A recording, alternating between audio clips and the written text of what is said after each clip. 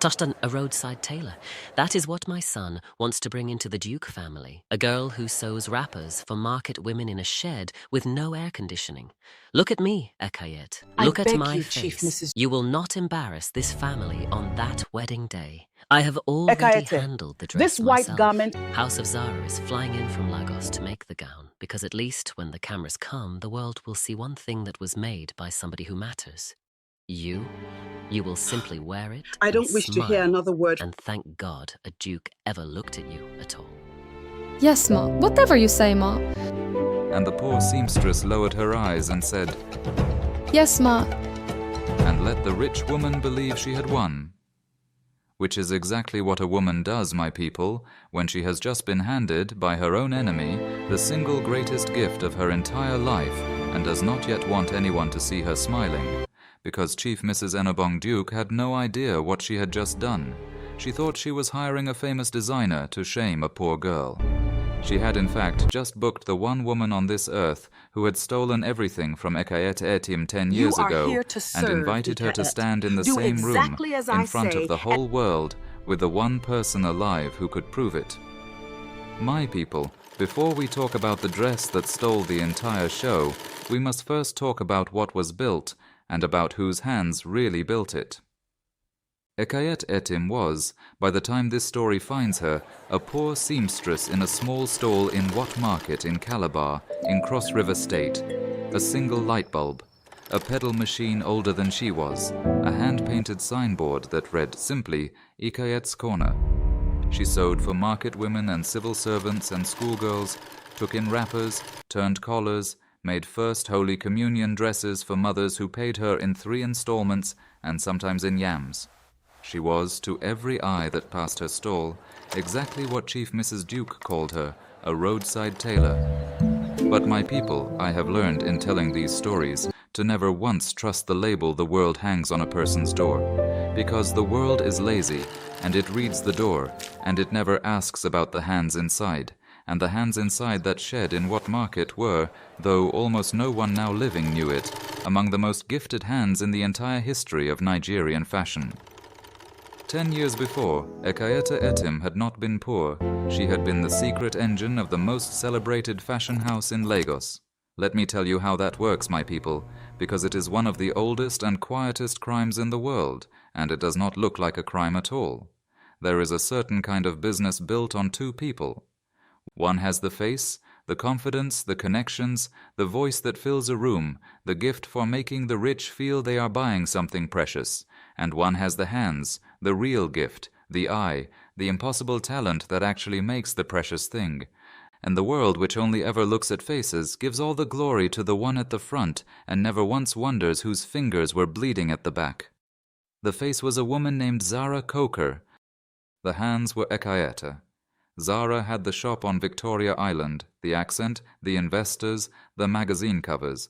And Ekaette, a shy, staggeringly gifted girl from Calabar who had come to Lagos with nothing but a gift she barely understood herself, sat in the back room and designed. Every gown that made House of Zarah famous, every silhouette the magazines called visionary, every signature line the fashion world would spend a decade imitating, the particular way a Zarah gown seemed to pour off the shoulder like water, the beadwork that told a whole epic story down one seam, all of it came out of Ekaette's head and Ekaette's hands in the back room for a wage that would embarrass you to hear. She did not complain. She was young and grateful, and she believed Zarah when Zarah said, "Be patient. When the time is right, the whole world will know your name."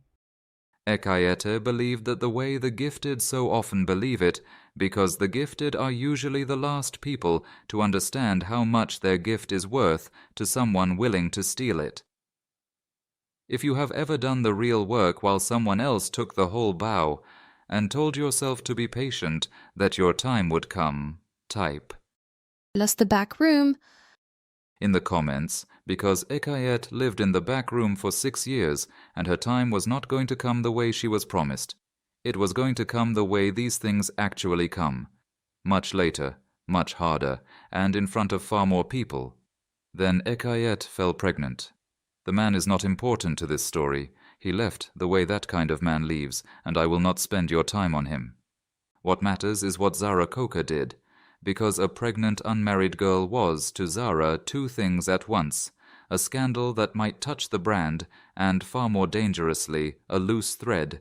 Ekaette knew everything. Ekaette was everything. And a woman building an empire on another woman's stolen hands cannot afford for those hands to ever have a reason to speak. So Zarah did not help her.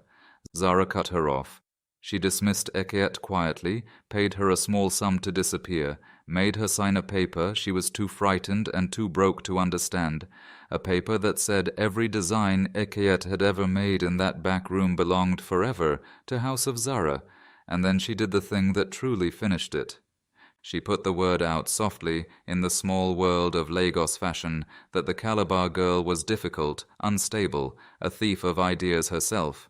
She poisoned the well so thoroughly that no other house would touch Ekaette, and then Zarah went on being celebrated for a decade as the most original mind in the country, wearing my people another woman's mind like a borrowed coat, and never once looking back at the girl she had left pregnant and blacklisted and broke.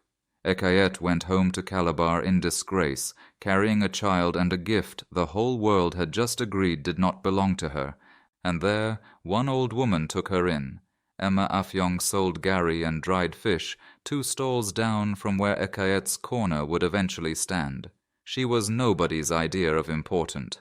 But when a pregnant, broken girl came home from Lagos with her head down, it was Emma Afyong who gave her a room and a mat, and one sentence that became the foundation Ekaette rebuilt her whole life on.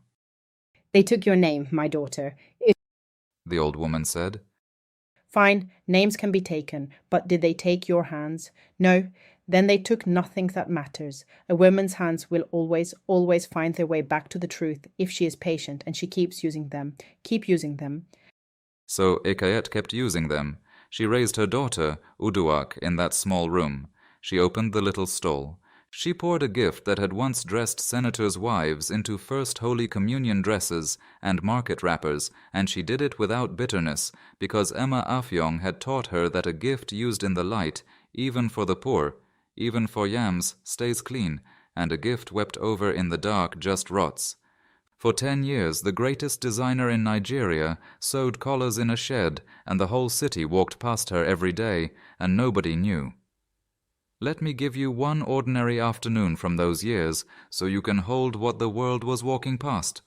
A young corpor's wife once came to Ekaette's corner with a torn second-hand gown and 1,800 naira, ashamed for a naming ceremony she could not afford to look poor at.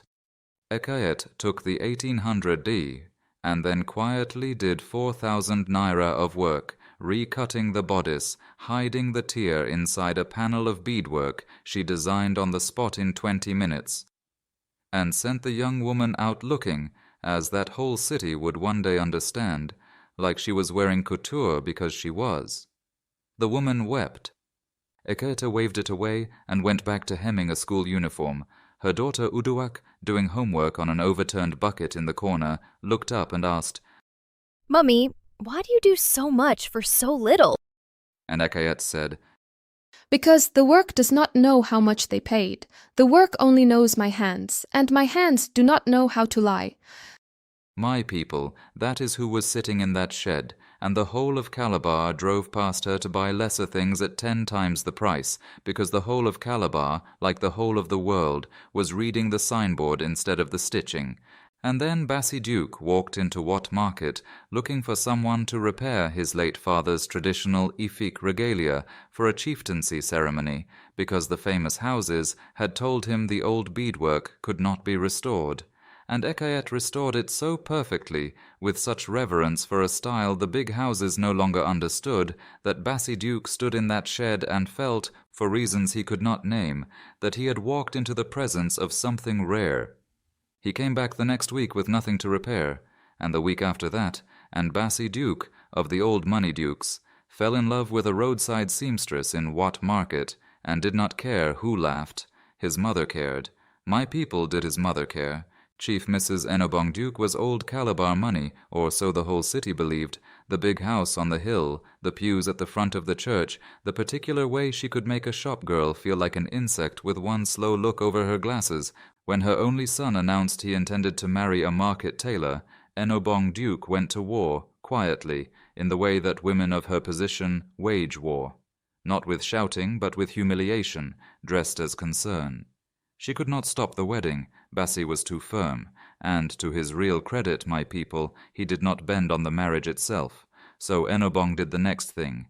She seized control of the wedding, to make of it a stage on which the whole of Calabar society could see, plainly, the gulf between the great Duke family and the little nobody the boy had dragged in.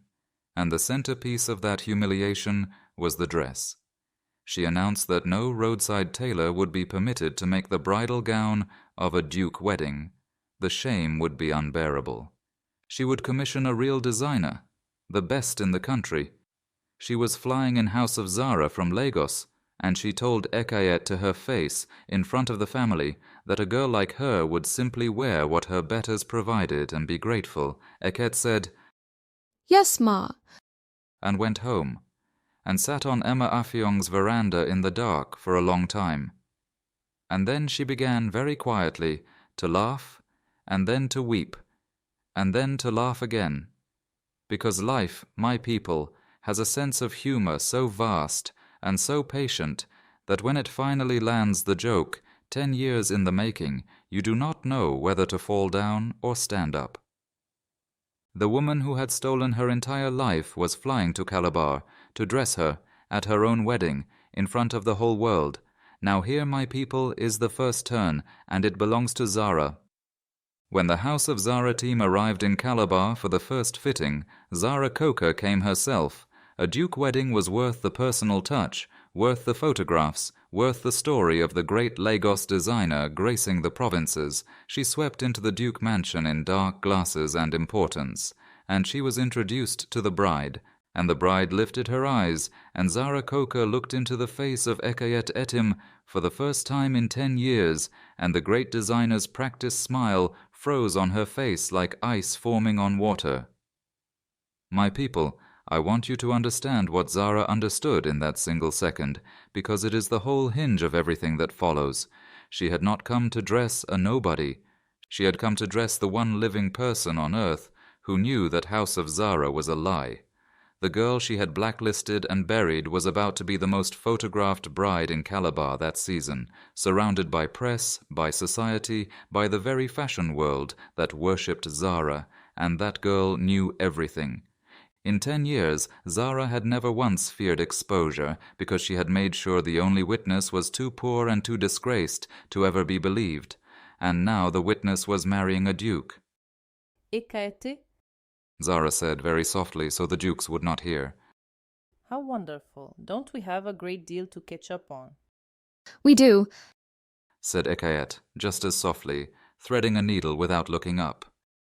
"but not today.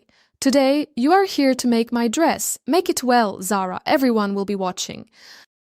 If you have ever had to smile politely at the exact person who stole your life, while both of you knew and neither of you said it, and a whole room full of people had no idea what was really happening, type "we know what we did" in the comments, because that fitting room in the Duke mansion was the most crowded silence in the history of Calabar, and only 2 women in it could hear the noise. Now, a lesser woman in Zarah's position might simply have made a magnificent dress and prayed the past stayed buried. But Zarah Coker had not built an empire on other people's work by trusting to prayer. She moved to protect herself the way the guilty always do, by trying again to make Ekaette small. In a private moment she offered the bride money, a great deal of it. A wedding gift. She called it. Between old colleagues. Enough to move Ekaette and her daughter out of that shed forever, on the single unspoken condition that Ekaette remain exactly what the world already believed she was, a grateful nobody, dressed for one day by her betters, who would then disappear back into Wat Market and never ever talk. And here, my people, is where you learn who Ekaette Etim actually was, because a broken woman would have taken that money. 10 years of poverty makes an envelope of cash look like the voice of God. Ekaette looked at the envelope for a long moment. She thought of Uduak. She thought of the leaking roof. And then she thought of Mama Afyong, and of hands, and of the truth that a gift used in the light stays clean, and a gift sold in the dark just rots. She did not take it. Keep your money, Zarah. She said. You have already bought enough of my life with too little of it. This part is not for sale. But she did not accuse her either. She did not run to the press or to the dukes with a story no one would believe. The Roadside Tailor claiming the great Zarah Coker had stolen her designs a decade ago. My people, Ekaette was far too wise for that.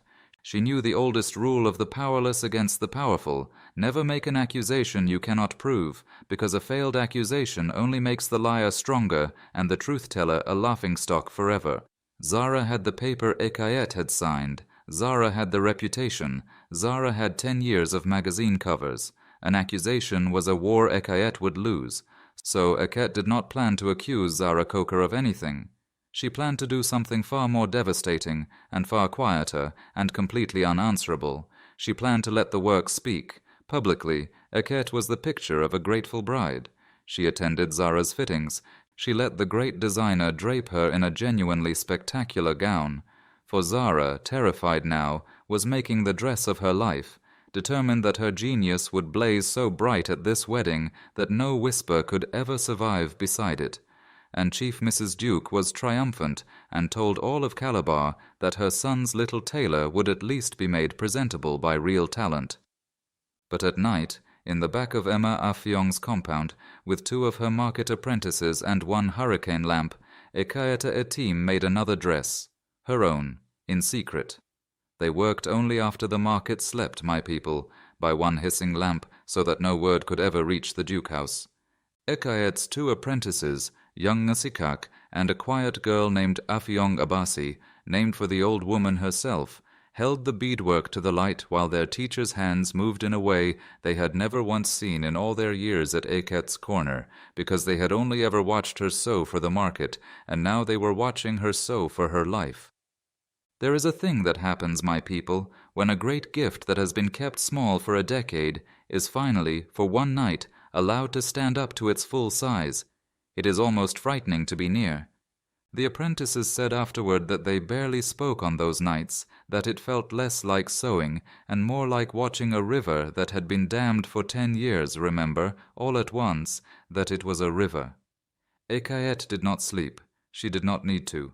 Some work feeds you deeper than rest does, and this was the first work in 10 years that had her whole name written inside it. She did not copy Zarah. She did the opposite. She reached all the way back, past the 10 years, past Lagos, past the theft, to the pure source of the very style the whole world now called House of Zarah, because that style had never been Zarah's. It had been hers. And now, for the first and only time in her life, she made a gown for herself, with no one's name on it but her own, pouring into it not just the genius Zarah had stolen, but the 10 years of Wat market on top of it, the epic beadwork of the market women, the story of a mother who paid in yams, the whole long testimony of a gift that had refused to rot in the dark. It was, Emma Afyong said, weeping the first time she saw it finished, not a dress. It was a woman's entire life, written in thread, where the whole world would finally have to read it. The wedding fell during the Calabar Carnival season, my people, when the whole city is a river of color and the press cameras are already everywhere, and a Duke wedding drew them like moths. Society pages, fashion press, flown in from Lagos, the entire glittering world that had spent a decade clapping for Zarah Coker, all gathered in one cathedral and one grand reception under the December lights. Zarah had chosen her stage well. She did not yet understand that she had chosen it for the wrong woman. The plan, as Enobong Duke had built it, was simple. The bride would arrive in the House of Zarah gown. The cameras would capture the great designer's masterpiece, and the little tailor would be, for one day, dressed up into someone almost worthy of the Duke name. That is not what happened. because on the morning of the wedding, in the bridal room, with her daughter Uduak watching and Emma Afyong beside her, Ekaette Etim took off the House of Zarah gown and hung it with real care on the door. She never damaged it. She was too great an artist to insult even a rival's work. And she put on her own, and she walked into that cathedral, and the entire show stopped. My people, I have described a great many moments in these stories, but I will tell you plainly that some things a voice cannot fully carry, and the sight of that gown coming up the aisle was one of them. It was not merely beautiful, though it was the most beautiful thing anyone in that cathedral had ever seen. It was that it was alive in a way that made every other garment in that vast, wealthy crowd suddenly look like it was pretending. The society women who had come to look down on the tailor's wedding found themselves, without deciding to, rising to their feet. The press cameras, which had been told to photograph the House of Zarah gown, forgot their instructions entirely.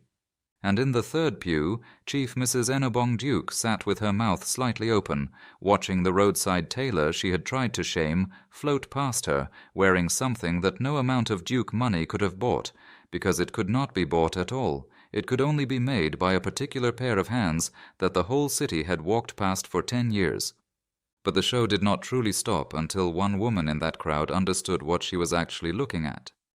Her name was Rosemary Efyong, Auntie Roro, the whole industry called her, a veteran fashion editor who had covered Nigerian design for 30 years, who had been at the very first House of Zarah show a decade ago, who knew that aesthetic in her sleep. And Auntie Roro looked at the gown coming up that aisle, and she went very still because she was not seeing an imitation of House of Zarah.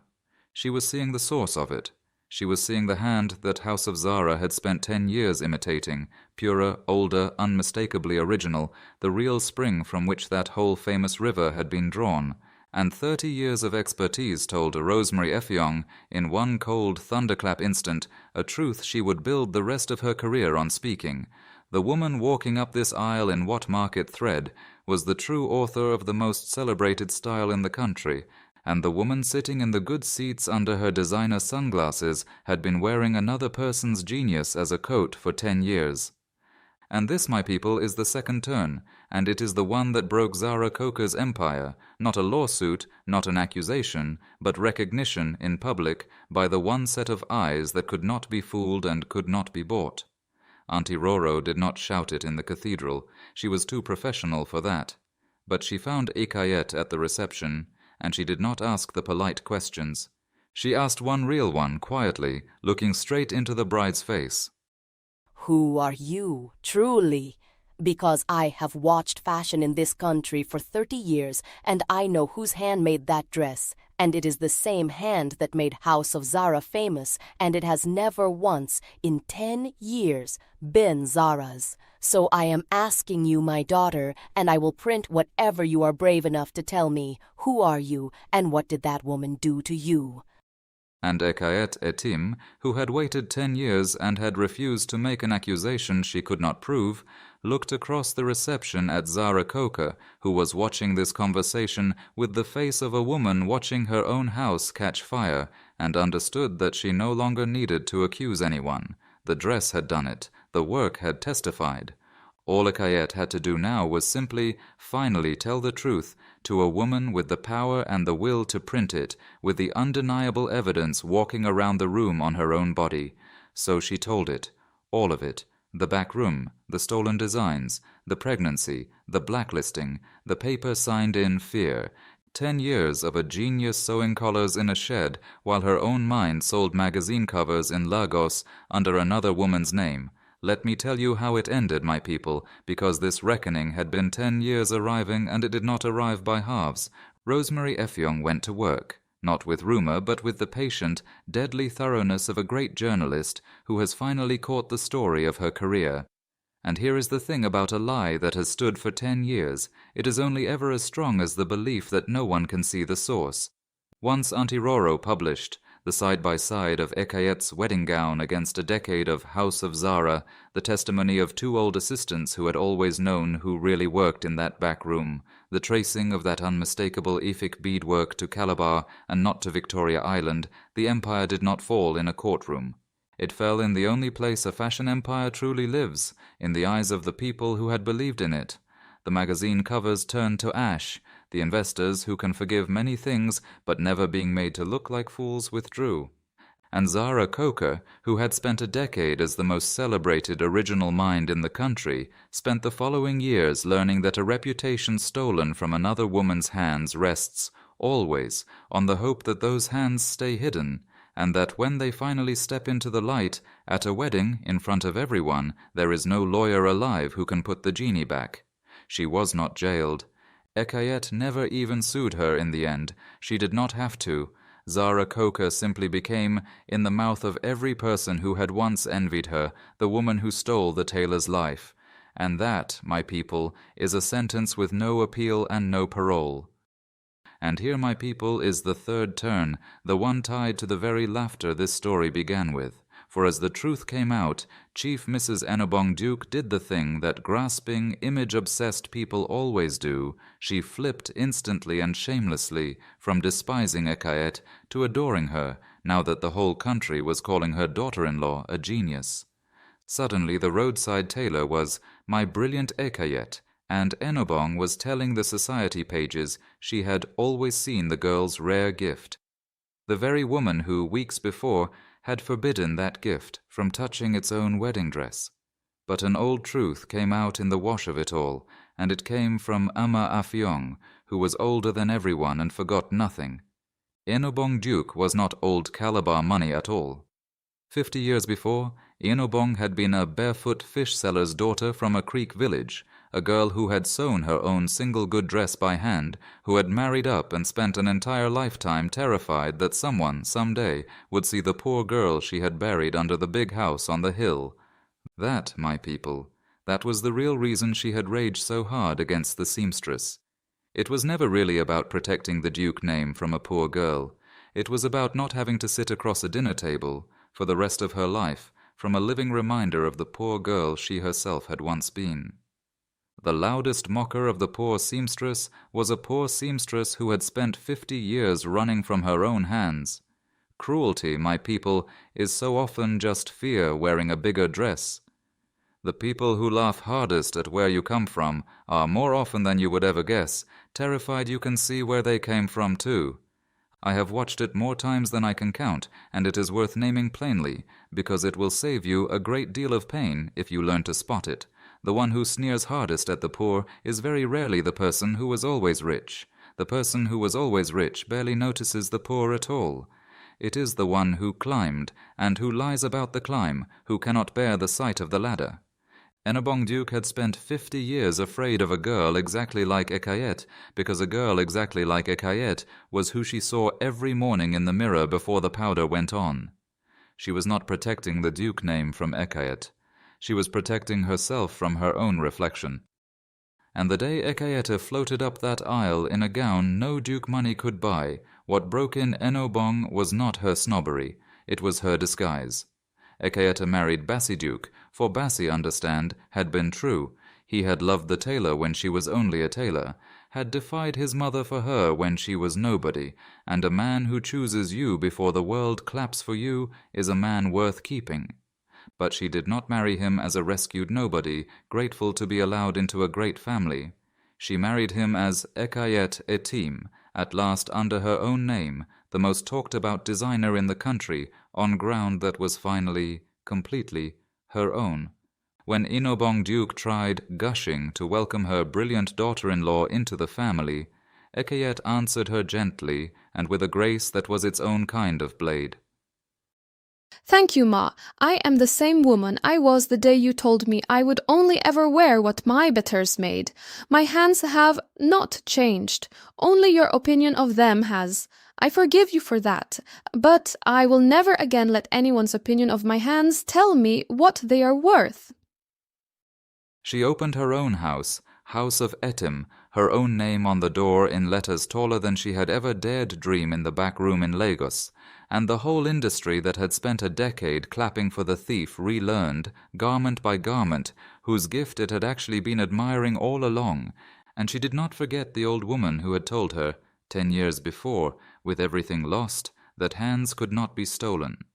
Emma Afyong, the gharry seller who took in a broken pregnant girl for no reason but kindness, lived out her last years in comfort in a room in Ekaette's own house, and every single gown that left House of Etim carried, sewn discreetly into the hem where only the wearer would ever find it, 3 small beads in the old Creek pattern Emma Afyong used to wear. A signature no thief could ever counterfeit because it was not a design. It was a thank you, stitched where the light does not reach, to the one person who told her the truth when the truth was all she had left. If this story reached somewhere real in you tonight, if you have ever done the work and watched someone else take the whole bow, or been laughed at for where you come from by people running from where they come from, then do not leave this family without joining it first. Subscribe now so the next story finds you the very night it lands. And tell me, in the comments, what city, what country is this story reaching you in tonight? From Lagos to London, from Accra to Atlanta, from Nairobi to New York, from Calabar to Croydon. I want to see just how far this one has traveled. And do not go yet, because there is already another story waiting for you, right there on your screen, right now. Another quiet gift the world walked past for years. Another truth that only needed the right moment and the right pair of eyes to finally stand up in front of everyone. Because here is the truth I want you to carry home with you tonight, longer than any name in this story. The world will always worship the name on the door and forget to ask about the hands inside. So if your name is not yet on the door, do not despair and do not stop using your hands. They can steal your designs and put their own name on your work and even teach the whole world to clap for them for 10 long years. But there is one thing no thief has ever managed to steal in all the history of theft, and it is this: they cannot steal your hands. And hands, my people, hands, if you simply refuse to stop using them, will one day walk right up the aisle of the grandest room your enemy owns and sign the truth in thread in front of every single person who ever laughed. Until next time, my people, guard your gift, use it in the light, even for yams, even for nothing, and never once believe that the person clapping loudest for the thief has any idea whose hands they are really applauding.